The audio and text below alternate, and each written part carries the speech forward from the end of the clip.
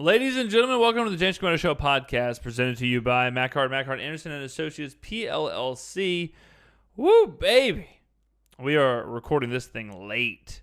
We are in the studio recording the podcast at 11:20 p.m. Central Standard Time, just shortly before midnight. And, I was kind of debating whether or not to do the podcast tonight or to wake up tomorrow and do it. But I figured, my God, I promised the listeners every Monday, Thursday. And if we're not going to, it'd be easier to do it tonight than to wake up and deal with those dreaded bags under my eyes. Even though today was a cheat day and I smashed a pepperoni thin crust pizza from Pizza Hut. And between me, you, and the camera, a pint of Halo Top cookies and cream ice cream. Don't tell anybody, okay? Can we just keep that between me and you? Me and the listeners? Even though, I try and keep my diet pretty, I don't want to say strict, but relatively strict during the week. And, it's always good to give yourself a day. Always good to give yourself a moment. Look, man, life, yeah, I'm with you. Let's try and keep it tight, all right? Let's try and eat some veggies, chicken, beef. Let's try and cut out, milk, sugars, breads. I'm with you. I'm there. But look, hey man, life is short. And sometimes you just got to ride fast. Sometimes you got to move. Sometimes you got to go forward. Eat some ice cream. Eat a pizza. Get some nachos. Who cares? Have fun. I think people get too lost in the sauce. And you're going to see a lot of incidences of people getting lost in the sauce here today on the show. All this, I'm looking at it right now. Every story except two. Every story except two are just a case of people getting lost in the sauce. And a lot of the times, political commentators or social commentators get lost in the sauce. And they make a huge deal out of stuff, or they make things all about the Bill of Rights or the Constitution. Like, look, guys, I get it. But sometimes you just got to relax. Have fun. Life is life. Life is meant to be lived. And that's all to defend me from eating a pepperoni pizza and Halo Top ice cream. Other housekeeping items, ladies and gentlemen, what a week we had last week. What a ton of content. If you are not tuned in, if you are not locked in to the YouTube channel, my God, the content is insane what we're putting out. I mean, we're pumping out 1 to 2 videos a day, pumping out 2 podcasts a week. What we have going on right now is unbelievable. Truly. I said this on Twitter, and I really do believe this. And I might be the only person on the planet who believes this, and that's fine. At least that would be consistent. That's how it's been for most of my content creating career. But I really do believe we are the greatest social commentator on the planet right now, living right now. In history, no. In history, the great Christopher Hitchens is probably the greatest social commentator. But if you take the content that we're putting out, you take what we're doing, you take these videos, you take these podcasts, you go to YouTube, pick a video, go to our podcast, pick podcast, doesn't matter. And you put them up against Sam Harris, against Jordan Peterson, against Ben Shapiro, whoever, Joe Rogan, doesn't matter. I would put what we are putting out there up against anyone on earth, and I have a lot of pride in that. And thank you all for being on this journey with me. But what a week has been, man. A lot's happened. Or I guess since last time we talked, what a weekend it's been, man. How are you holding up? How is life right now? How is everything going in your world? Right now, 2 hurricanes are brewing in the Gulf. As you all know, my studio is located down here, down deep, the deep, deep south. Down in the heart of Dixie. I'm not even sure if I can say that anymore. I know the Dixie Chicks took Dixie out of their name, so I might have to do that too. So deep in the heart of the Chicks. We'll just say that. Deep in the heart of the Chicks, we're down here. And 2 hurricanes are brewing in both. I checked yesterday. I don't know. I haven't checked today. But yesterday, both hurricanes were going on a direct path to Louisiana. And Louisiana, or as some would say, Louisiana, is going to get hit, or is projected to get hit, by a hurricane on like back-to-back days this week. It's like Tuesday and Wednesday they're getting a hurricane. They're going to get double dip. Again, back to back. Buy one, get one free hurricanes. And this is also the 15-year anniversary of Hurricane Katrina. And for people in the Deep South, or just in the Gulf, Katrina was COVID before COVID was cool. Katrina was the most earth-rattling, earth-shattering event in history. And it changed the lives of everyone that lives on the Gulf. And honestly, even 15 years later, a lot of those people have not recovered. A lot of places haven't recovered. It's kind of wild. If you come down here anywhere on the stretch of the Gulf, not just in the heart of the Chicks, but if you go to Louisiana, or if you go to Florida, some parts of Alabama, and parts of Mississippi, there are huge open patches, huge open areas of lands that do not have houses, do not have buildings. And 15 years ago, or 15 years and a day ago, if you're listening on the Katrina anniversary, there were houses. There were bustling streets. There were restaurants. There were all kind of stuff. And it just never rebuilt. And it's almost like scars. It's almost like scars on our land, sure, but also on our lives. A lot of people have a lot of trouble with that down here. I don't think it was in a weird time where everything was so new. It was 2005, so we didn't have the social media like we do now. We don't have the 24-hour news cycle like we do now, and I think a lot of people had to internalize a lot of things with Katrina.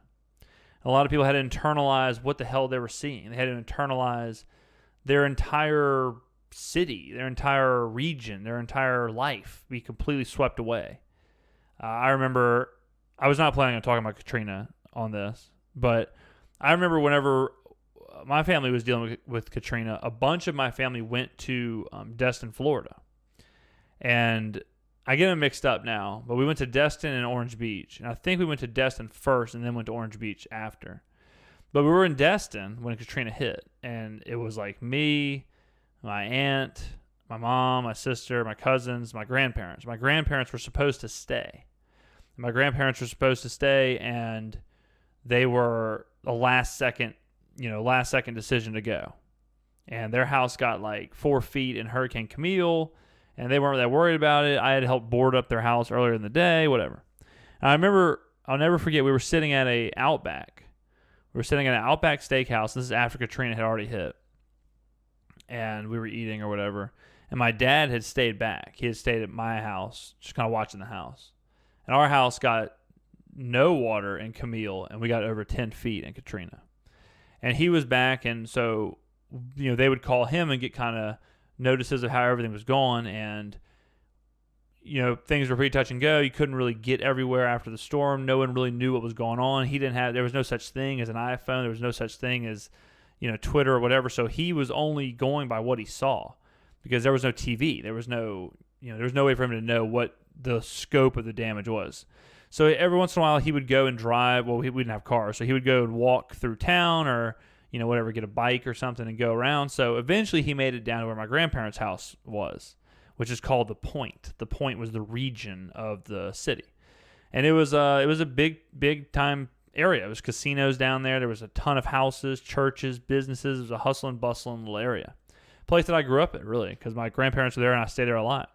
Anyways, my dad called back, and I will never forget when he called and we were sitting there. I mean, it's so crazy because it was. I mean, I can see the restaurant. I can see inside the restaurant.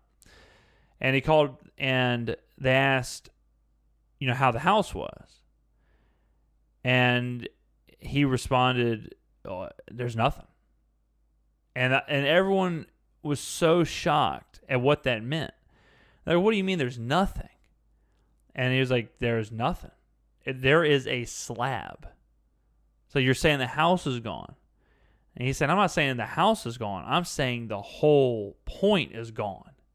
And none of us, again, could even fathom that a hurricane could destroy an entire area. But it did. And I'll put it to you like this. It really was like the entire area was wiped out. If you go back now, there are 0 houses down there. There are 0 businesses down there. It is just slabs. 15 years later, my grandparents' house, where it was, is currently, 15 years later, a slab. Their neighbor's house is 15 years later a slab. Across the street was 2 houses. There are 2 slabs. There are no houses down there. And it's kind of crazy. But anyways, I don't know how we got on that for a second, but Katrina's 15-year anniversary is coming up, and the 2 storms going to the Gulf are going to Louisiana, and we're supposed to be taking some rain. So T's and P's, thoughts and prayers for the South, and that it's just a couple, relatively weak hurricanes. The reason I brought the whole thing up, I'm not sure how I got lost in the Katrina thing. Bear with me again. We are creeping up to midnight, so my normal rambling brain may ramble even further. There is no time. I'm going to try and stay on track here, but baby, there's no promises with that. But the reason I even said that is that imagine, I want you to John Lennon for a second here. Imagine if we had a storm that was even just catastrophic. Let's not say like Katrina. Let's not say like, once in a lifetime. Let's just say bad, catastrophic, destroys houses, destroys businesses, whatever. Horrible flooding. Let's just say we had that. And by we, I mean anyone. Whether it's Louisiana or Mississippi or Alabama, Texas. In this climate of where humanity is hanging on to the very edge, imagine if we just got blasted with a storm. I wonder what would happen. I wonder at that point, what exactly do you do? How do you build back? And just like with Katrina, where there's some places 15 years later that are not built back. Because the obvious idea is, well, you just build back. But I can tell you firsthand, that ain't always how it is. And in this climate of all of this, I wonder if some cities would just go away. If, just making this up, but if like Lafayette, Louisiana, got hit with this storm and they just got wiped out. In this climate, I wouldn't be surprised if they just kind of went away and people just moved. People are just like, I can't do this. Not in this economic situation. Not with everything else. I can't do it. And like actual places just went away. So long story to get to a short story. A couple hurricanes in the Gulf. That's what's going on down here. I haven't taken any precautions. We're supposed to get some real bad rain middle of the week, Tuesday, Wednesday, something like that. But I haven't taken any precautions at the studio. As it gets closer, I'll monitor, and we may, have to do some stuff at the studio. If that's the case, Thursday's podcast could be in flux. Speaking of Thursday's podcast, I do want to do a Q&A. This has been the longest, housekeeping intro, whatever. This is how you get to 2-hour podcast, ladies and gentlemen. But I promise it will not be that long. Speaking of Thursday's podcast, I do want to do a Q&A. Again, we did a Q&A podcast recently, probably 10, 15 podcasts ago now, which is kind of crazy to think about. But I want to do another one soon, so be thinking of questions. The best way to do that is to get with me on Twitter or Instagram. If you know me personally, text me, all that stuff. I'll put out tweets and Instagram posts or a story or whatever asking for questions. They can be any questions. They can be meta, topical stuff happening right now, or they can be personal stuff about me. They can be questions about the industries. They can be questions about sports. They can be questions about movies. Treat it as 21 questions if you want to, or treat it as a way to get to know behind the scenes a little better. What it takes to edit a video, what it takes to come up with a story, what it's like to write a joke for like the James Skrmetta, or Your Week with James Skrmetta, what it's like to or it can be what my favorite movie is, or it can be, hey man, did the Obama presidency, is that the reason that Trump was allowed to win? Why was the building demolitioned? Why was Sandy Hook demolition 30 days after the shooting? Whatever your questions, doesn't matter to me. And we'll do a full Q&A. The last one was really fun. We got a ton of questions. We got like 30 questions last time, so hopefully it'll be the same. So I'm excited. But yeah, keep your eyes out for that. Hey, finally, let's do the podcast, yeah? You want to do the podcast? Sounds good to me. We've rambled enough. Let's go. We've got 1, 2, 3, 4, 5 stories. Stories today include Netflix. Then we have Montrezl Harrell in the NBA calling Luka Doncic a bitch-ass white boy. Is it racist? I guess I'll do these all in like newspaper headlines. All right, I'm done with that now. Reds announcer Thom Brennaman utters racial slur on the air, and then gives up the most unbelievable apology ever. We will listen to that. Jemele Hill, former ESPN. Jemele Hill has taken a lot of lashings on my channel in the past. But Jemele Hill compares the United States to Nazi Germany. Whoops! That's the golden rule. That's the golden rule on this channel. Guys, girls, y'all know what I say. If you're in an argument or you're in a conversation and you say you compare anything to Nazi Germany, or your adversary, or even whoever the hell you're just talking to, might not even be a debate, if they compare the United States to Nazi, or anything to Nazi Germany, they automatically lose or you automatically lose. That's just a life rule. That's the golden rule of life. First person to compare something to Nazi Germany, boom, skilip, poop, poop, you're done. Eliminated. And then lastly, Billie Eilish, one of my favorites. I stand, we ship. Billie Eilish tells people to vote.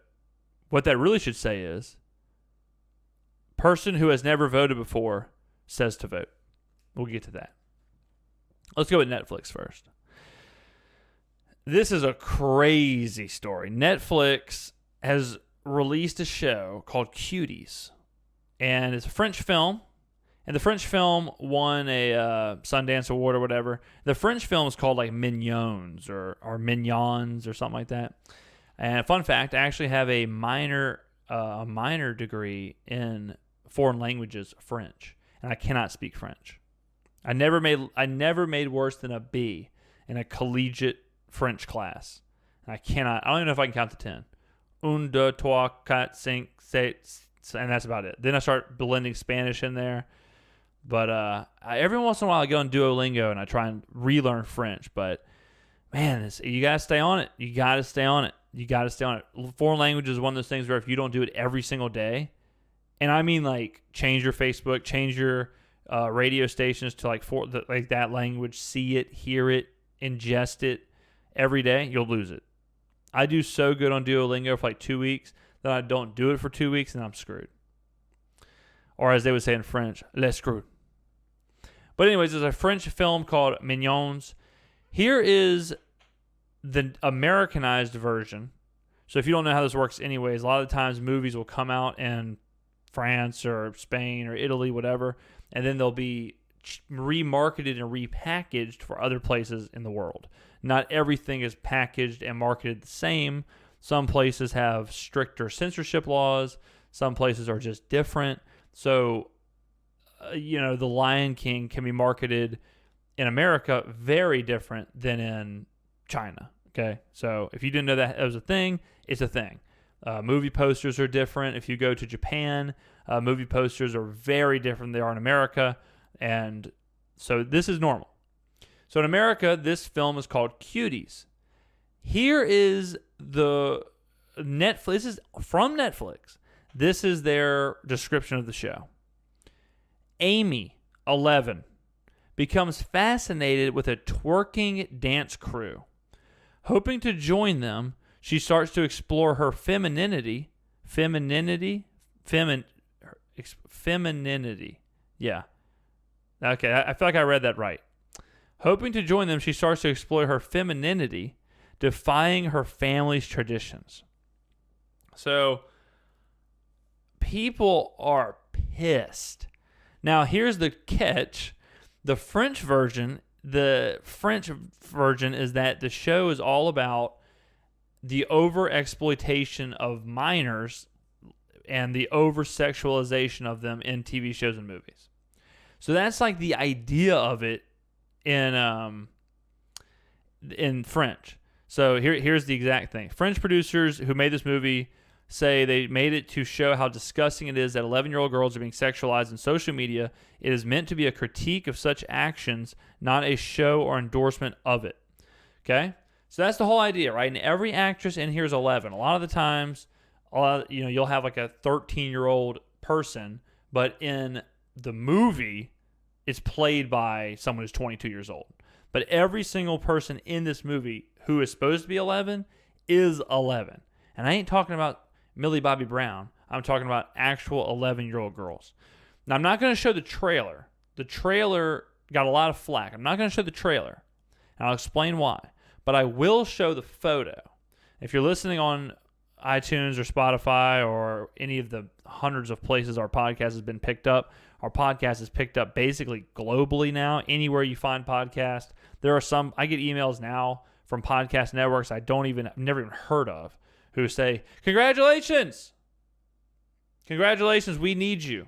Your podcast is now published on blank." And I just say, "Hey man, But if you are listening on a podcast, you can just check it on Twitter or Google or whatever. Cuties. It's just the Netflix poster. It's not like you got to find some obscure thing. It's just, I guess, go to Netflix. I don't even know.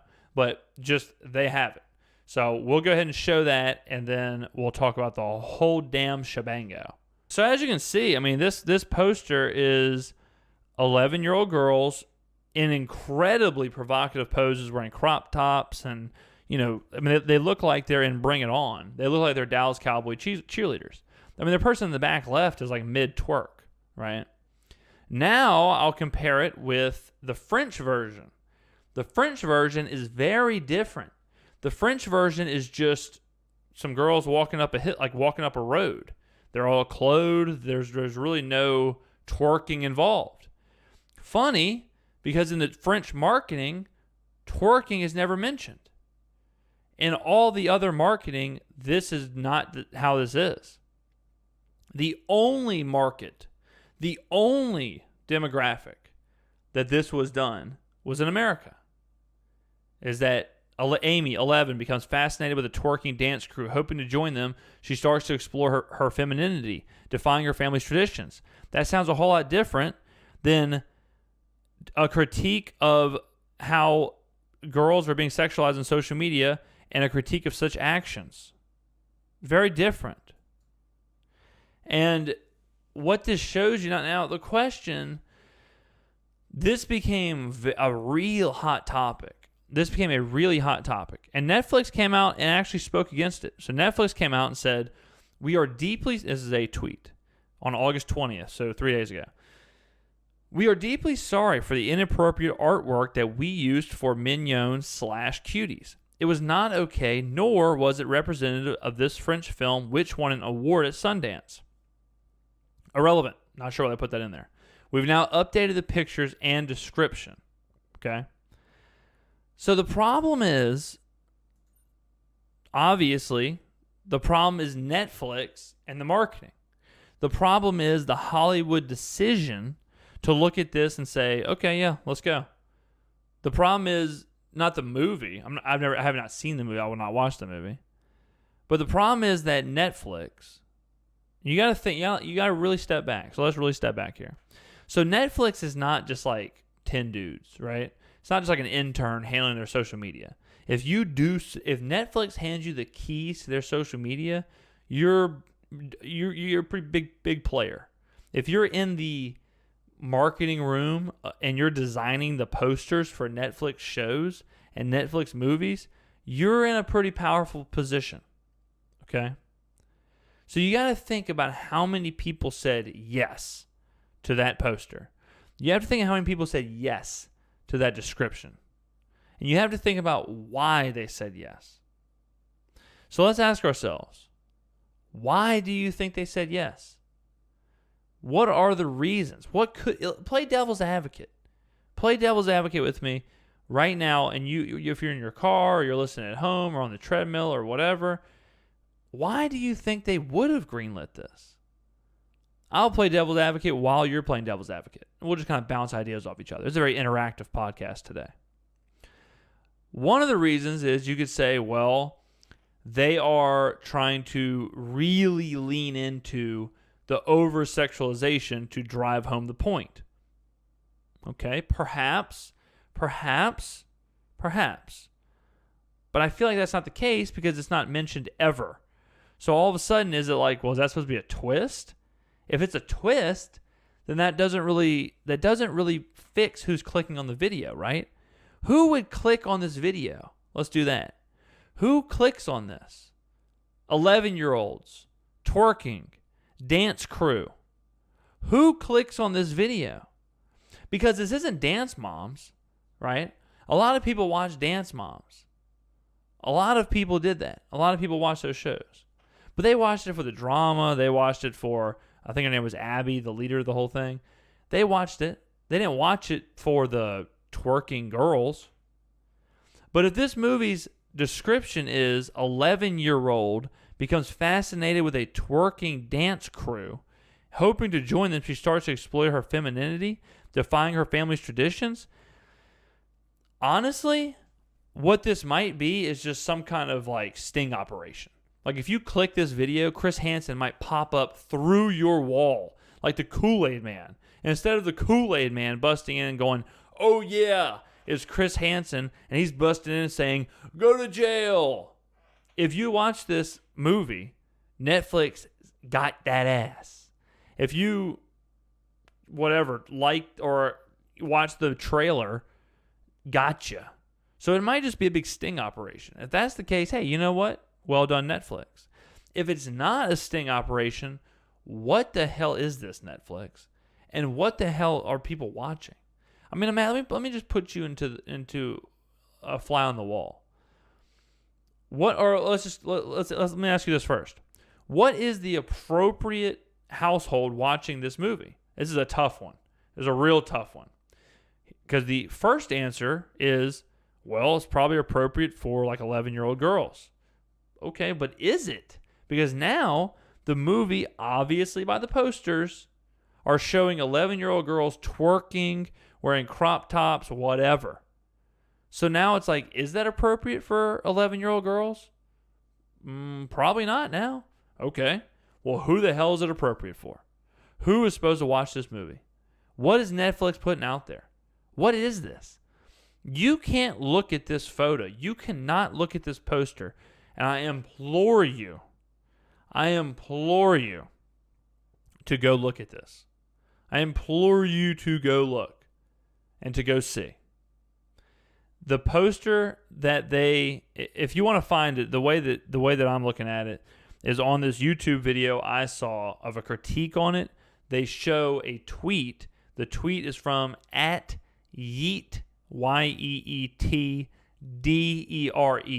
And they have the poster of the French version and the American version, and they compare the posters. That's how I'm looking at it. And you cannot look at the American version and not say like, holy shit. I mean, these are 11-year-olds. It's not like these are 15-year-olds. It's not like these are 16-year-olds, 17-year-olds. These are 11-year-olds.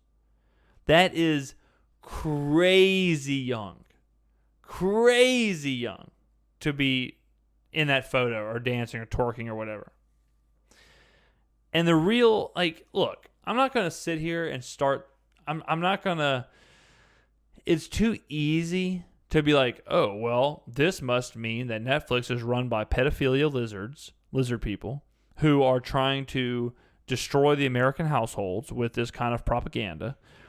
I don't think that's where we need to go with this. I think it's more like, yeah, these big wigs at Netflix or Hollywood Studios or wherever, they're marketing these things and just kind of clickbaiting and doing whatever they got to do to make ratings go up.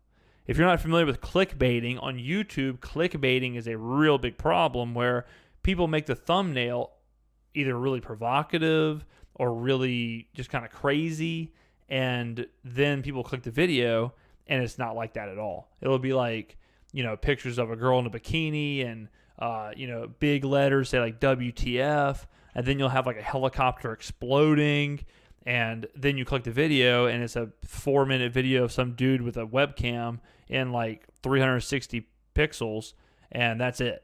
It's like, where the hell, wait, what? Where? Or you'll see like a vlog, and you'll have a girl vlogger who will have like sensor bars over her chest, and then you get to her video, and she's never even in the video. So clickbait's a real thing. So it looks like Netflix, what this looks like to me is that Netflix is doing that. It looks like Netflix is just saying, yeah, man, let's just do more of this. Let's just do more of the clickbait. Let's just sell our souls for ratings. And that's really the problem. I don't think that this is some weird ploy for Netflix to drop some pedophilia propaganda. I don't think it's that. But I do think it is a good signal that they don't really give a shit about what they're putting out there, what it is. They just care that people click on it. That's it. They're not the judge. They're not the jury. Hey, man, here it is. Speaking of Netflix, here's a little warning. I was on Netflix the other day, and I was looking at the popular stuff, like the trending or whatever, like now that it's a category. And one of the trending movies was this movie called Love. And I think it's like a German film. I think it's called Love. And it's like a German film, whatever. So it was like the number 2 trending thing on Netflix. So I clicked it, whatever. I swear to you, the first, like not like, oh, you kind of learn the characters. The first scene is just a male, like a guy completely in the nude. A guy's, Oscar Mayer, just like zoomed in, and that's it. And it's so zoomed in that the whole time it's happening, you're like, what the hell is that? And then it kind of zooms out, and you're like, man, that looks a lot like an Oscar Mayer. And then it zooms out some more, and you're like, yeah, man, that's just exactly what that is. What the hell, man? And it opens up with a sex scene.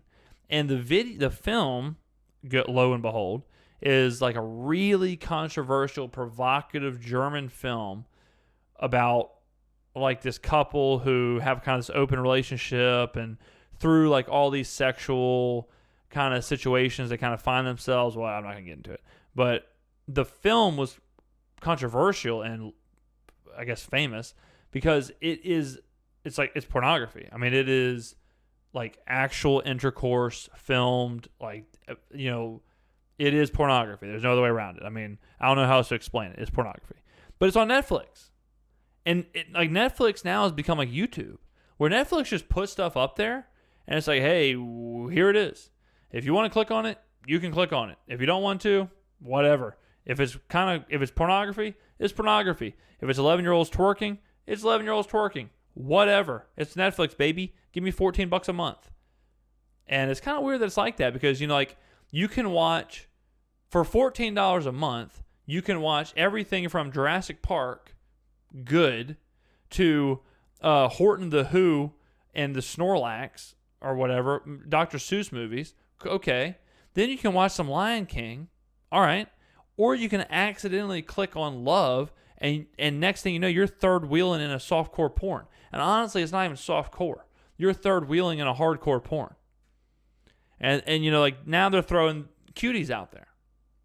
So Netflix, this is our first official getting lost in the sauce situation, where Netflix is getting lost in that green sauce, where they're saying, yeah, man, whatever, put this shit out there. Velociraptors, money. Cuties, money. German sex movies, money. Horton Hears a Who, money. Well, what if kids click on the Love movie? Don't care. $14 a month. Print it. Scary place out there. The next story. Let's break this up a little bit. Let's switch them around. Let's go to this Thom Brennaman story. This is bananas. So this happened. So Thom Brennaman is a famous play-by-play guy, announcer, baseball announcer, does some football games as well. He's on Fox, and he is the announcer for the Cincinnati Reds. So Thom Brennaman was at a game in Kansas City, and it was a doubleheader, and before the pregame, Thom Brennaman in the first game, I'll play it now, but this happened. One of the fag capitals of the world. Reds Live, the pregame show presented by Ray St. Clair Roofing. Okay, like, oh, what the hell, Tom? Like, not good, right? Not good at all. Came out of nowhere. How'd you say that? What the hell just happened?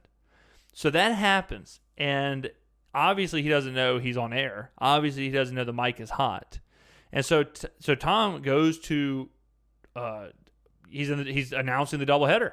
He's just in there. He's just talking.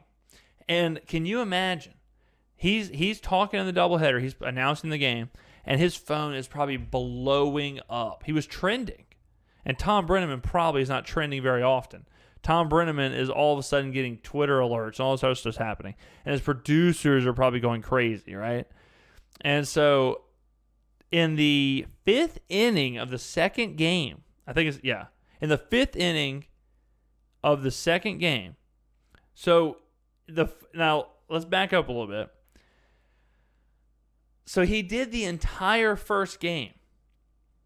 And I think the pregame, I'm not sure now that I'm reading it. I'm not sure now that I'm talking about it. I'm not sure if it was the pregame of the first game or the pregame of the second game. It might have been. I really don't know, honestly. I cannot comfortably say what it was. But he said the slur, what we heard, in a pregame. Now, it might have been for the first game or the second game. Fox decides to keep him on air. No clue why. Like, Fox knows this has happened, right? They're seeing the pushback. He's trending on Twitter. I'm sure they're getting added. And they keep him on for the second game. So now he's announcing the second game completely aloof to the shitstorm that's happened on social media and all just national news. So then in the 5th inning, in a 3-0 ball game, he goes live with his apology. And now let's play the apology. This apology is, I believe, will go down as probably one of the most infamous moments in sports, like commentary history or sports media history or whatever. And you will see this played nonstop. So here is Thom Brennaman's apology in the 5th inning for what we heard earlier. Castellanos to lead things off. Jim Day's going to be taking us the rest of the way through this game as Holland takes over on the mound. I made a comment earlier tonight that I guess went out over the air that I am deeply ashamed of. If I have hurt anyone out there, I can't tell you how much I say from the bottom of my heart. I'm so very, very sorry. I pride myself and think of myself as a man of faith. As there's a drive in a deep left field by Castellanos, it will be a home run. And so that'll make it a 4-0 ball game. I don't know if I'm going to be putting on this headset again. I don't know if it's going to be for the Reds. I don't know if it's going to be for my bosses at Fox. I'm going to apologize for the people who signed my paycheck, for the Reds, for Fox Sports Ohio, for the people I work with, for anybody that I've offended here tonight. I can't begin to tell you how deeply sorry I am. That is not who I am and never has been. And I'd like to think maybe I could have some people that could back that up. I am very, very sorry, and I beg for your forgiveness. Jim Day will take you the rest of the way home. How unbelievable is that? Now, from a media standpoint, I don't know why you keep him on the air. I don't think there's a benefit to him apologizing because, one, he is like trying to process all this on the fly. And so to be like, hey, man, your whole life is being flipped upside down right now. Issue an apology live on air to the worst moment in your entire life with zero prep, nothing. Just do it. That's really hard to get right. You can really, because now you're doubling down. Because now everyone hates you. You're in the worst spot you could ever be in. If you say something worse, it looks 20 times worse. And if you say something good, it probably doesn't matter because you're in such a bad situation. So it's way better to just say, to have Fox say, hey, look, we got Thom off the air. He's suspended indefinitely. And then 2 days later for Thom to come up with like an actual PR marketing apology. But no, they make him do it live. And as you heard, he drops a home run call in the middle of the apology. The craziest thing I've ever seen. You talk about robot. You talk about not care at all about the apology. I am so very, very sorry. I pride myself and think of myself as a man of faith. And here's a drive in a deep left field by Castellanos. It'll be a home run, so that'll make it a 4-0 ball game. I don't know if I'm going to be putting on this headset again. I don't know if it's going to be for the Reds. I don't know if it's going to be for my bosses at Fox. Ooh, outside pitch. That makes it 3-1. Wow, almost a strike there, but the ump calls it a ball. Anyways, that's not who I am. It never has been. And I like to think that maybe I could have some people for that could back that up. Oh, and a strike right down inside, 97 miles an hour. Ooh, brought the cheese on that one. I am very, very sorry. Like, what in the world? How insane is that? That is how, you know how like when you're driving, you go through like a stop sign, or you don't go through it, but like you just have a stop sign or a red light, and then like 10 minutes later, you're like, whoa, did I go through that stop sign? Did I go through that red light? And that's actually a thing that happens in the human brain, is that when we do things over and over again, eventually our brain puts us on like autopilot. And we do things, like when you're cleaning, this happens a lot. Or you're doing like rudimentary stuff, mopping or sweeping, or even something at your job, like stapling papers or something. And you're like 5 minutes later, you're like, oh shit, what the hell just happened? Next thing you know, you got 50 pages stapled, and you're like, man, I don't even remember doing those. And it's because it's just in your mind, it becomes so rudimentary that your mind allows you to think about other things and keeps that on autopilot. It's actually a really incredible thing that humans can do, especially with something as serious as driving a car, right? You can drive a car and on like your daily commute, and you can go through a stop sign, 2 red lights, make a right turn, make a left turn, go through a toll booth, and you don't remember any of it, but you do it all correctly, right? That's what I think Thom Brennaman was doing. I think he was just on such autopilot, like his brain was just on such meltdown mode. He's probably thinking about his family. He's probably thinking about everything. And, you know, his job, his career, his profession, how people view him, his friends, whatever. And he's also doing this live thing. So I think that just automatically his brain goes to also calling the game. But this was the most surreal thing. Can you imagine his drive home? Like they tell him to leave, and now he's thinking like, oh my God, I'm now that guy. I'm now that guy that's in the media for a homophobic slur, and I'm fired from my job, and it's all over. And he's driving home. He probably has the Reds game on his radio, if I had to guess. And he's probably driving home like listening to the Reds game that he should be calling. Gets home, his wife or whatever is like, hey, you're home early. Isn't the game still going on? Yeah, it's still going on, all right. Why aren't you calling it? Oh, yeah, hey, anyways, so remember that time we were in Kansas City? Like, remember when we said those things? Well, you also know how there's a lot of microphones where I work. So one of the microphones was on. Crazy, man. Like, it's just so crazy how fast that stuff happens. And look, I'm not saying like, hey, I'm not. One of the comments I was reading, I was watching this live when it happened. I wasn't watching the game, but I saw it all unfold on Twitter. And one of the comments was like, well, I mean, he didn't know the mic was on. It's like, what the hell does that matter? What does that? That doesn't matter. It doesn't matter that he didn't know the mic was on. What the hell are you talking about? Like, that's something that. And look, I think. And we can go into, I guess, his second, because he did have a second apology. But I think that, like, Thom Brennaman, you can tell by the way he said that he uses that phrase a lot. Like, he says that a lot. You know what I mean? And it's just crazy because sometimes people say those things. And, again, I'm not defending Thom Brennaman. But he said that so flippant that it's like, man, I don't think he understands the severity of what he's saying, you know? And as weird as it sounds, it's like, you know, he may not be an outright and, you know, like an outright homophobe. He may just be just got himself into a situation where like he just uses that so flippant. Now, that is a huge issue. You know what I mean? And that is a huge problem. And what he said is 100% correct or 100% wrong. Not correct. Not correct. I did not mean to say what he said was correct. I meant to say what he said was 100% wrong, and it was correct for Fox Sports to fire him. Okay?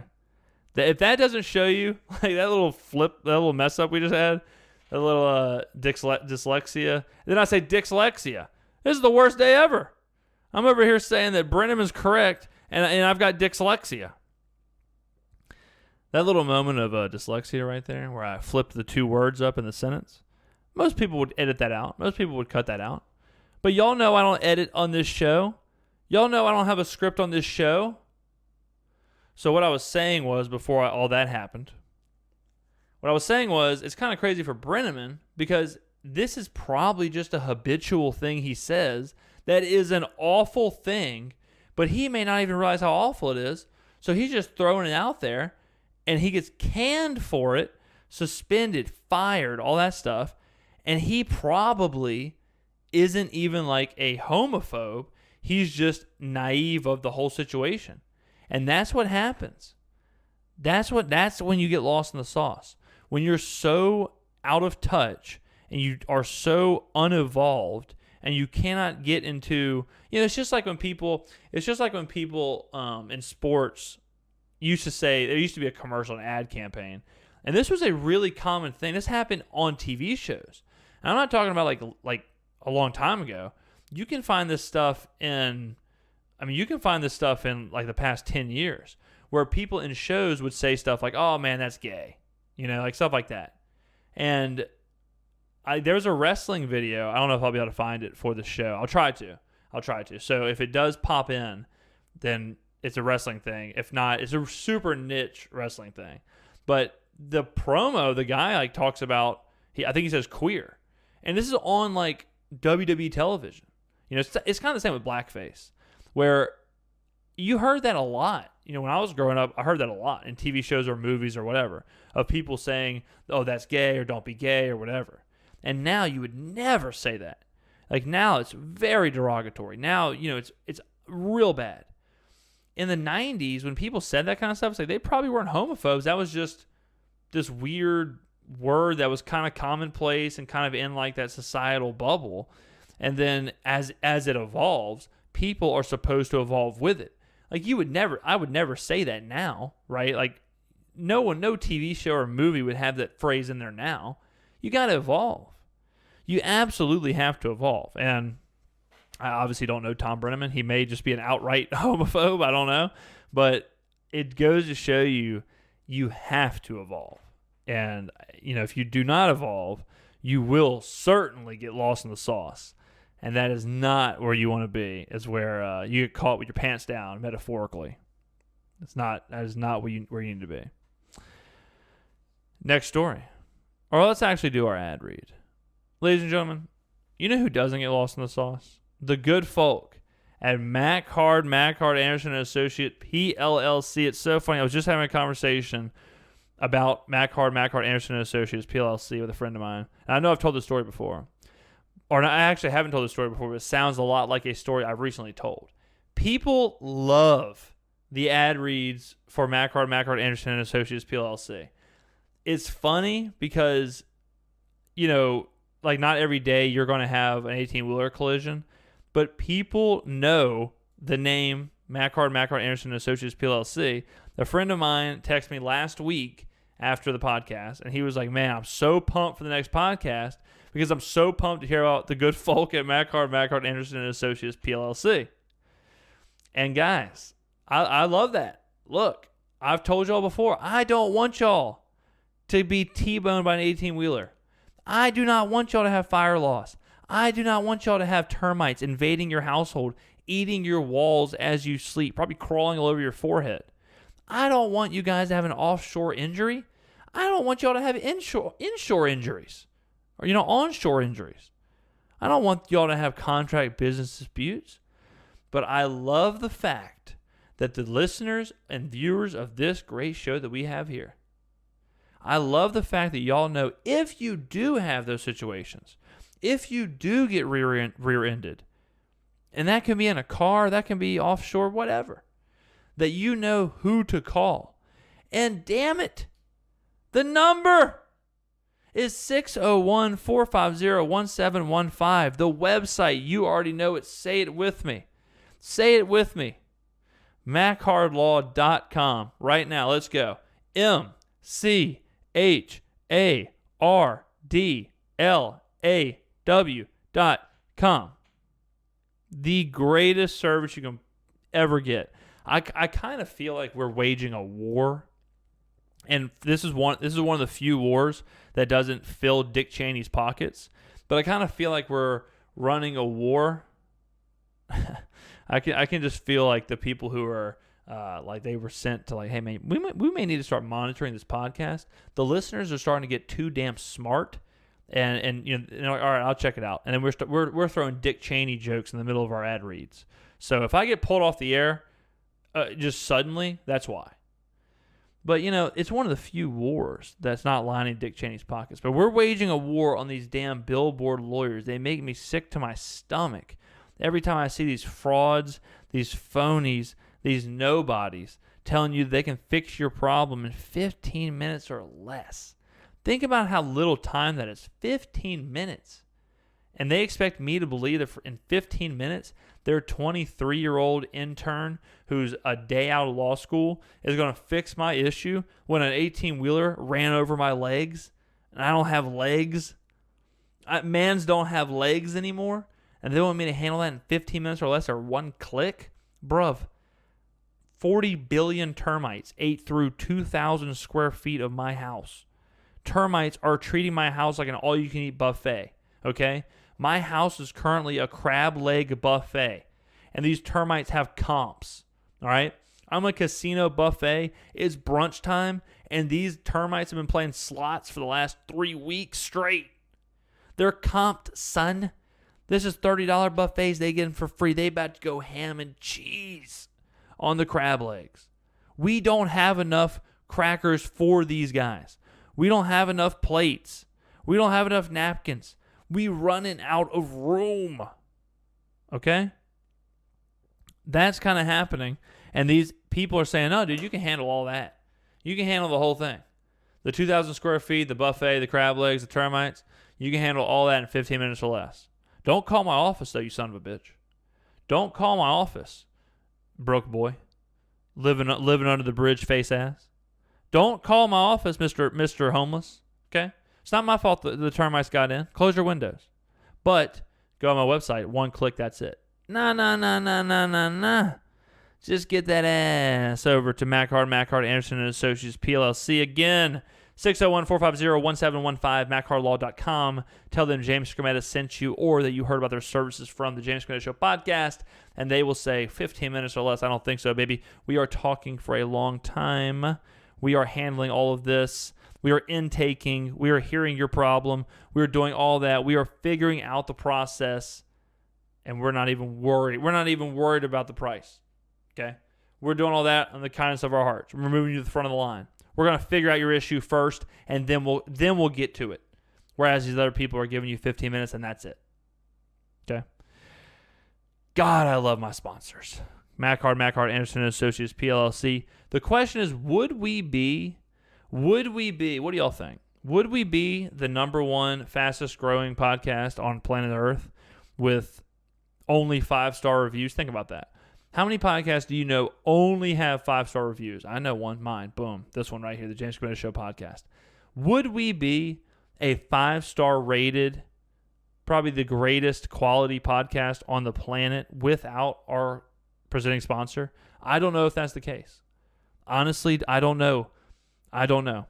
If I would have went to one of these billboard people and been like, hey, man, I got a podcast. And they said, look, your 15 minutes is up. Get the hell up the road. Would the podcast have like 3-star reviews? I don't know, maybe. I don't know. Unreal stuff. All right, we're about to get to Jemele Hill. Have you been waiting for this? This is kind of a big story right now. Have you been waiting for Jemele Hill? Oh, man, I cannot believe it's 2020. I cannot believe we're 30 episodes into this podcast, and Jemele Hill, Nazi Germany, those words are actually being thrown out there. I hope there's a day where Nazi Germany is not brought up on my podcast because people just quit talking about it. Jemele Hill, let me read the tweet. I'll show it as well, or something like that. Jemele Hill says, been reading Isabel Wilkerson's new book, Caste. And if you were of that opinion that the United States wasn't nearly as bad as Nazi Germany, how wrong you are. Can't encourage you enough to read this masterpiece. Whoops! Whoopsie! Uh-oh. We made a mistake. And y'all know the mistake, right? Y'all know the mistake. The mistake is, as we talked about earlier in the show, you do not compare anything to Nazi Germany or the Holocaust, especially not the United States.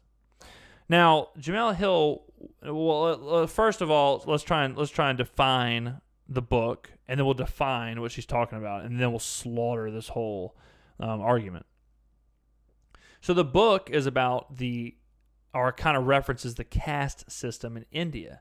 So India has a caste system, which is like a social pyramid where different levels of the pyramid get different social benefits. I'm not going to go through the whole caste system. I'm not going to go through the whole book because we're on a time crunch. But that was the system in India. So I think the bottom is called the delete or dilute or something like that. Delete. My Indian history. I haven't brushed up on my Indian history recently, but I'm pretty sure they're called the delete or dilute and or detil, something like that. Anyways, those people have like the worst jobs. Those people are placed in the worst positions, the worst jobs, and a lot of them are not allowed to go into like churches or businesses or houses or whatever, and they're treated like lepers. They were called the Untouchables, and then the Untouchables was changed into whatever this D word is. I can't think of right now. But that's the idea, the basis for the book. So then the book explores kind of the undefined caste system in like America. The undefined caste system in America is obviously like segregation and stuff like that. We're not outright saying there's a caste system, but with segregation, we are saying, African Americans weren't allowed to drink from the same fountains as whites. African Americans weren't allowed to vote. Women weren't allowed to vote. So there was an unidentified caste system. Okay, sure. Okay, I'm there. And then the book gives examples of that in America. This is fine. Like the books like that I think are great. I think it's so great to go back and look at history and look at societal situations, to define them, to figure out what was wrong with them, and to learn from them so we don't make the mistake again. 100%. I may even order this book. It sounds very interesting. I'm there, right? Now, a problem is Jemele is insinuating that Nazis or Nazi Germany learned how to be Nazis from America. That's her defense. What she's saying is, or in her defense tweets, she says, I wasn't comparing the current United States to Nazi Germany. I was comparing different times in American history to the same ideals as Nazi Germany. She talks about Nazi Germany studying America to kind of formulate its plan. Now, is that true? Yes, it is true. It is true, but it's true in a very specific way. Now, again, I have to, again, we're on the fly here, and I have to re-up on my Nazi Germany history and my, Jim Crow history and all that stuff. But as far as I know, and as far as I know, as you know, is more than likely right. But as far as I know, yes, Nazi lawyers were sent to study in certain things with racial injustice in America. Those things they were interested in how America segregated African Americans, but it wasn't deemed enough for Nazi Germany. Nazi Germany didn't want to just segregate. They wanted to pretty much eliminate. So they actually didn't use what a lot of the Jim Crow laws were as far as like segregation. It was not far enough for African American or for Nazi Germany. What Nazi Germany did take, and what they were very interested in, was how America basically kept Native Americans and Filipinos in the country, but did not look at them as citizens. They were, I think, what were they called, nationalists or something like that. But that's what they were interested in. So then what happened was, the biggest part, and I guess this is part of Jim Crow, but another thing that they were very interested in was the idea of illegal interracial marriages. And in America at the time, it was something like, 75% of the states interracial marriage was illegal. And how America did it, it was called like the one drop rule, I think it was, or something like that, where if you had any lineage, any African American in you, you were legally African American, and you lost all your rights. Nazi Germany deemed that too strong, and because if you have, it's a lot more difficult if you have a Jewish person marrying a German person, they have offspring. How do you tell if the offspring? Very difficult, right? It's much more difficult in that situation. So they deemed the one drop rule was way too strict. So then Nazi Germany implemented, I believe it was 3 grandparents. I think if you had 3 grandparents who were Jewish, you were Jewish. And then that's how they decided who couldn't marry who. And that's how they did their interracial thing. So yes, Nazi Germany did study some very specific rules that America had regarding racial injustice. That is true. That's 100% correct. I mean, history is history. Some of the stuff they used, some of the stuff they didn't use, some of the stuff they thought was not that bad, some of the stuff they did think was bad. And it's important to remember too, at that time, segregation and race in general was a really weird spot, especially in America. I mean, Nazism wasn't immediately rejected in America, even when we were fighting in the war. It wasn't really until we got into the World War where Nazism was really kind of pushed back on. I mean, the whole idea of like a pure race and all that stuff, keeping your race pure, keeping everything separate, that was pretty much okay in America and all that. That was kind of like, okay, I can kind of see what you're thinking there, whatever. It wasn't until they got into the genocide and they got into the ethnic cleansing that it really started to say, all right, we need to push back against this. So very, very, very, it's a time where there's a lot happening. And, you got to go back and you got to do your history. You got to read, you got to do your research. So what Jemele Hill was saying, or what I guess she was trying to say, or I'm giving her a lot of credit here, but what she was trying to say is not crazy. It's not far off. The idea that like, hey, look, guys, we had some ideals in this country that Nazi Germany thought were either too strict, like the interracial, like the deciding what race you are. They either thought it was too strict or not strict enough. And we did, in a way, kind of attribute to some of the laws that they ended up passing. Like that stuff, okay, sure, fine. Okay, sure, yeah, it's good to know that. And just like the Indian caste system, like I'm pretty sure that still stands to this day, where that's a thing that they fight over there. And if it isn't today, then it's been recently. So it is, of course, it's okay to know those things. And of course, it is okay to understand kind of how things moved around. And, if you don't know about Jim Crow laws, or if you don't know, some people may not even know that interracial marriage was illegal in the United States. Like, that's all fine. But to compare a time in the United States with Nazi Germany and the Holocaust, in my opinion, and I'm not Jewish, I don't have a direct line to this thing, but in my opinion, the Nazi Germany regime and the Holocaust were and are the lowest point in human history. Nazi Germany and what happened there, what happened to the concentration camps is just unspeakable horrors. And to think about the concentration camps with people being, relegated to a number that was tattooed on their body, their silver and gold teeth ripped out and smelted, and they had to work, and they were starved, and babies were murdered, and their friends and family were killed in front of them, and they were sent to gas chambers and burned. And it's none of that is comparable to anything. And that's not even, and comparison is the worst. Like I don't like comparing at all. Even in our current landscape, people comparing lives, and that's why Instagram is so dangerous. Instagram is so dangerous because it breeds comparison, and comparison and jealousy are the root of unhappiness. But when you start comparing things, like that doesn't lessen what was happening here, right? It's not like, oh, well, we had segregation. It's like, yeah, well, we had gas chambers. It's like, this is not a game you want to win. It should not be a comparison. And that's why I always say that people that do compare Nazi Germany and the Holocaust, they just lose. Because they've lost the plot. They've lost the ability to reason. They've lost critical thinking. They've lost any of that stuff. They have no interest in facts. They have no interest in historical relevance.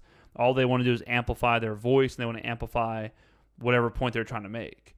And that's the ultimate Hail Mary, is to take the pinnacle of evil and the pinnacle of pure depravity and to use that to amplify your cause is as selfish and irresponsible as it gets. Unfortunately, Jemele Hill does have a platform.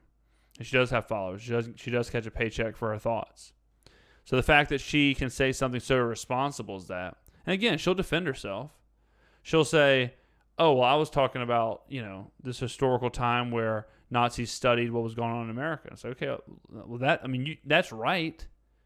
But what you did with the fact, what you did with what you read, what you did with what was correct, and then you transformed it into your statement, that was wrong.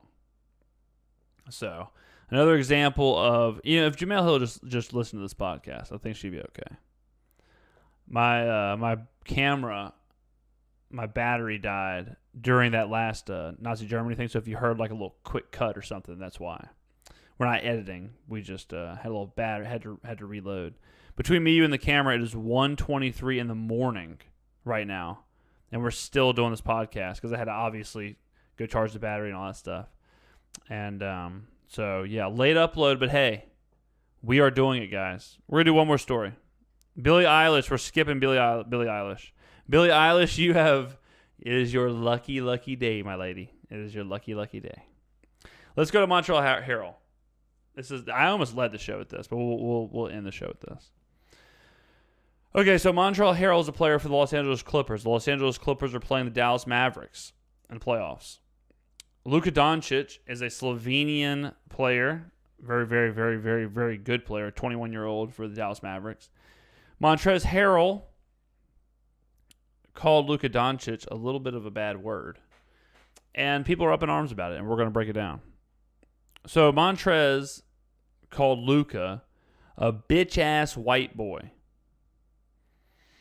And they're playing in a bubble. There's no fans. There's no audio. This was pretty easy to catch. So the cameras caught this, and this kind of became a big deal. And this is another one of those situations where there's so many layers. It's like an onion. And I think people on both sides of the aisle were wrong again, per usual. And we're going to try and fix that. So let's take the actual situation. Let's take this really slow. So let's see what he said, right? Okay, so you have an African-American calling a Slovenian white guy a bitch-ass white boy. So the first question is this racist? So let's break that down. If he says, you can't guard me, white boy, is that racist? I'd say no. I would say no. That's a bit of a controversial yet brave statement because most people, when they hear white or black guy, white guy, they contribute it to a racial thing like that. You're racist. There's some people who believe that just saying blacks is a racial issue. Like that's a racist thing to say. And I don't subscribe to that. So I would say him saying, you can't guard me, white boy, is not a racist comment. Now, if he says, your bitch ass can't guard me, so okay, well that's obviously not racist, but it's derogatory. So the statement, you put it all together, you can't guard me, bitch ass white boy. So this is certainly derogatory, but I don't think it's racist. I wouldn't want someone to say that to me. I don't think it's great that he said it, but I don't think it's racist. And then we get to, let's flip it around, right? So if Luka says, you can't guard me, black boy, is that racist? Again, I would say no, because I think it goes both ways. But I certainly can see where the media would think that's racist. But before we get to that, let's keep going with our analogies. Then if Luka says, you can't guard, your bitch ass can't guard me. Again, it's like, well, that's obviously not racist, but it's very derogatory. So what's the problem? What do we do? What happens? What happened was really nothing. What happened was the media didn't really talk about it. It wasn't a big deal. And Montrez ended up apologizing to Luka the next day. And he, before the next game, he went up to Luka and said, "Hey man, I'm paraphrasing. I don't know what he said, but Luka talked about it in the post game. And he was kind of like, look, didn't mean it racially. Just came out. It's just a thing. Shouldn't have said it. My bad. Let's just squash this." And Luka said, "No problem. Whatever. We say stuff you don't want to say on the basketball court. Sure. Whatever. No problem." Now, obviously, this is a bit of a different situation because they're literally playing on a court that has Black Lives Matter written across the top of it. They're all playing in jerseys with social issues on the back. Montrez's social issue says equality. So Montrez is in a jersey that says equality on a court that says Black Lives Matter, and he's calling a Slovenian a white boy, bitch-ass white boy. And it's really kind of also impressive that you have this 21-year-old Slovenian who's living in a different country playing a predominantly African-American sport, and he has a social issue on the back of his jersey written in his home language. He's trying to navigate all this, and he gets called a bitch-ass white boy, and he handled it about as good as you possibly could. So why didn't the media pick this up? I think that's the question. And why were people not mad? And I think that answer is one and the same. We'll start with the why people weren't mad. People weren't mad because the media didn't pick it up. The echo chamber that is Twitter and Instagram and Facebook, they react to what they're told from the media. Look, that's just a thing, okay? Sounds bad, but it's a thing. If Stephen A. Smith would have came out the next day crucifying Montrez, and if Shannon Sharp and Max Kellerman and Skip Bayless and whoever else were destroying him, the commenters and the people watching would have probably destroyed him. But they didn't. And that's why. That's why it was not a backlash. And that's kind of feeds into why the media didn't do it. The media doesn't freak out and continue covering because there's not a backlash, because they didn't do it immediately. There's no echo chamber. It's over. Right? Now, the weird thing is, this is probably how it should be. This is one of those things where, was it a good thing to say? No. Is it racist? I don't think it's racist. Racist is kind of a buzzword. Just because it has white boy in it doesn't mean it's racist, right? As weird as that sounds. Now, if he uses a slur, if he says, crack, you can't have a slur for, if there's a Slovenian slur, I don't know a Slovenian slur. But if he says a Slovenian slur, then it's like, okay, well, now you're using a slur. This is kind of an issue. But we've already established that I don't believe calling someone a white boy or a black boy or whatever is a racial slur. But if he uses a racial slur for white guy or racial slur for black guy, yeah, then all of a sudden it's an issue. Then all of a sudden you can get into is this a hate crime or whatever? That's a problem. That's obviously a problem. But this is probably how it should be dealt with, as far as nothing really happens. Players kind of squash it. It doesn't get overblown. It's not a slur, I wouldn't say. It's just one of those things. But the problem is, if Luka would have said it, the media would have absolutely ran with it, because the media knows, oh yeah, baby, this is getting clicks, this is getting views. Luka Doncic, 21-year-old MVP candidate, calls Montrezl Harrell a black boy, a bitch-ass black boy, on the court that says Black Lives Matter, while all this is happening. At 100% would have got picked up, and then it becomes huge news. Now, this is much more of an indictment on the media. This is much more of an indictment on the echo chamber, because it's the exact same situation, but one incites a riot and one does not. And the media really is the one who has control over if that riot gets started or not. 100%. And again, this Montrezl Harrell thing, it's like, look, man, you definitely should not have said that. But is it one of those things where now you're a racist? Now you're suspended? Now you're removed from the game? I don't think so. But if Luka says it, he probably does lose his sponsors. He probably is suspended. He probably cannot play in the bubble, because they probably say, look, you can't play on a court that says Black Lives Matter. You can't wear those jerseys when you're out there saying what you're saying. And the media blows that up. and then it just becomes this enormous story. And does Luka ever recover? Who knows? Now, with that being said, I don't think the appropriate response from the other side is, well, if Luka would have said it, then it would have been blown up. So we should blow it up on Montrezl. Or Montrez. That's the classic two wrongs don't make a right. That's the classic vicious cycle. The cycle should end for sure. And this is a good time to end it. And just like what we talked about a few weeks ago with Jonathan Isaac and Drew Brees, the response to Jonathan Isaac and Drew Brees were completely different, but the Jonathan Isaac response was how it should have been. And that should be a learning period for the echo chamber, which they will not learn because the echo chamber does not learn, ever. They do not grow. They do not adapt, ever. It should be a learning moment for the media, who they won't learn either. But this is how it should be. And this does temper things. This really could have been a really bad situation if Luka would have been the one saying this. And it probably would have derailed a really incredible career over relatively nothing. And there's a lot of dumb takes out there. Doug Gottlieb came out with a dumb take where he said this isn't racist, but he said it isn't racist. It's just what people say on the basketball court. But if Luka would have said it, hard to imagine what would have happened. Okay, well, the first part of it's just what people say on the basketball court. Hey, Doug, wake up, please. I don't know if you noticed, but people get canceled for what they say on the basketball court and the baseball field and the football field on a regular basis. Okay? Anyone saying, Matt Barnes did this too, but anyone saying, oh, well, this is just spirit of the competition, athletes say this, you can't take what people say you can't take what people say on the court seriously. It's just sports, man. It's just locker room talk. Kind of funny how we heard that before, right?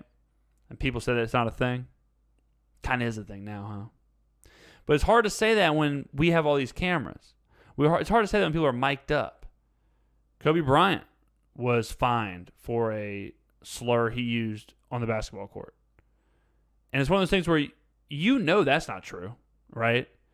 The idea that players can say whatever they want on the quote-unquote field of battle, which I think is funny since they're playing a kids game.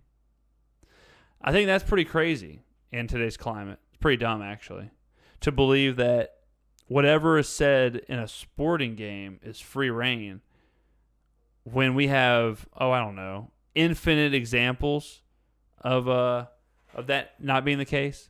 I'm just riffing here, but when Myles Garrett slammed his helmet on the Mason Rudolph, the quarterback for the Steelers, what was Myles Garrett's defense?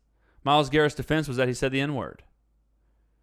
Even though everyone said that no one heard him say the N-word, Myles Garrett's defense was, oh man, he said the N-word, so I tried to beat his brains in with a helmet. I don't remember anyone saying, hey, Myles, don't you know that whatever people say on the field doesn't matter?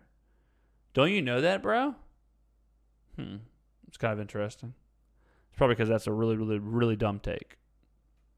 So it's one of those things where it honestly is not a big deal because we don't let it be a big deal, because we don't think that like black boy, white boy, whatever is racist. Therefore, what he said is not that big of a deal. Therefore, this should not be anything more than, hey man, I messed up, shouldn't have said that. You know? It's like, if Montrez just calls Luka a bitch, I don't think anybody's coming out there and saying, hey man, are you misogynistic? Right? I don't know if people would have said that. So, I believe this is appropriate, and this is probably how we should move forward with it. But it is interesting. It is interesting how they made this move in this situation, but not the other situation, or the other situations. And hopefully this is something we'll see more of. And I just want to give more credit to Luka. Like, imagine how difficult that is for a 21-year-old in a different country who's dealing with this much strife that we're dealing with, to deal with it how he did with just so much grace. It really is incredible. And, he has to be just really, really, really applauded here for how he's handling this whole situation. That's some sticky, sticky water. I couldn't imagine if I was playing basketball in, like, China. And I'm 21 years old, and China's dealing with, like, civil unrest. And I'm in the middle all of a sudden of an altercation that I really probably don't even understand. And I've got a social issue written on my back in Chinese. Like it's a crazy universe. But that is something, that was a moment there where you could almost feel it. You could almost feel like how crazy it was going to get. And it didn't get crazy, But that is going to be the show, guys. Thank you very much for listening. We're like an hour and a half mark, so it's a long show. It's about 2 a.m. I gotta get this thing edited, get it out there for y'all, and we'll go from there, guys. Hey, thank you very much for listening to this. I appreciate you very, very much. I love doing these shows. And our next show will be Thursday. So unless we're washed away, unless the hurricane completely eliminates us and don't even exist anymore. But if we do exist, we will be probably doing a Q&A. So that'll be fun. So I'm looking forward to it. Thank you very much for listening. If you made it this far, I do appreciate that very much. You can find me on Instagram or Twitter at James_Skrmetta. I will see you on Thursday, and this is the greatest podcast on earth. This is the James Skrmetta Show.